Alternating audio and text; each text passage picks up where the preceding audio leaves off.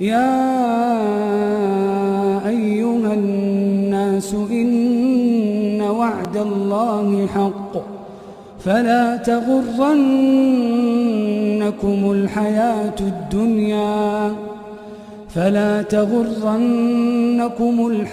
الدنيا ولا يغرنكم بالله الغرور. إن الشيطان لكم عدو فاتخذوه عدوا إنما يدعو حزبه ليكونوا من أصحاب السعير. الذين كفروا لهم عذاب شديد والذين آمنوا وعملوا الصالحات لهم مغفرة وأجر كبير.